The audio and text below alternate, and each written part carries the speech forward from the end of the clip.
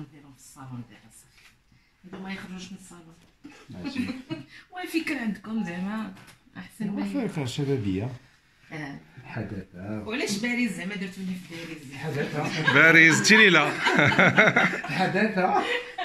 ضحكتنا حطيتوني في باريس وتحطوا لي الصغيرات هنا. لا باش من تشوفها تفكر تيليلا. طلعوا لي ديك الطريقه اسمها طريق الروز ولا اسمها عين الروز. عين الروز. عين الروز انا اوه هذه ما كانتش في راسي هذه. هي شي كيفاجئ شي.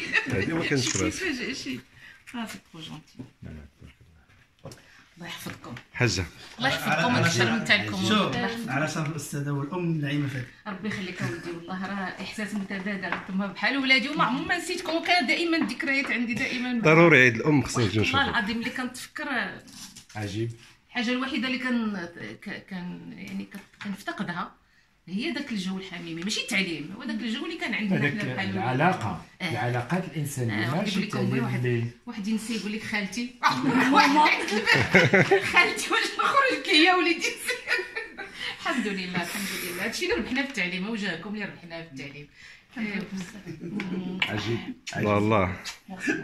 الله يخطيكم عليا كلكم ويحفظكم ويحفظ لكم وليداتكم يا ربي. هذا الاستاذه فضل ديالها عليا كبير صراحه.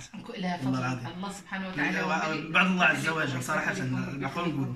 ايوا راه حتى نتوما كنت تستاهلوا. انا ساعدتني في الاوقات الصعبه صراحه، في الاوقات اللي ما ما تبكيش على حاجه ولا؟ الفرحه هي الفرحه ماشي الفرحه ديالك فرحت بالكاطو.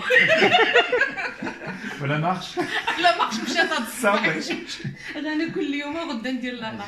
شكرا لكم بزاف ومرحبا بكم، وفعلا راكم في دار امكم يعني في اي وقت مرحبا بكم والله العظيم. ما كتنساوش كلكم والله يرضي عليكم. بارك الله عليك. الله يخليكم ديما مجموعين وتستمر هذه العلاقات ديالكم اللي هي مبنيه على اساس ماشي غير جمعكم غير الضحك. والديكم عجيب.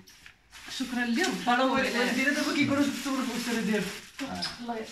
الله يرضي عليكم ويوفقكم اولادي بحياتكم كلكم، نسمعوا دائما عليكم كل خير ونشوفوكم دائما وانتم وليداتكم ان شاء الله. عقوبه المهدي حتى هو. مهدي هو اللي باقي عز. عجيب. والله الا صافي بليزير. نهار كبير نهار كبير. يلا تفضلوا نهار كبير. نعاودك.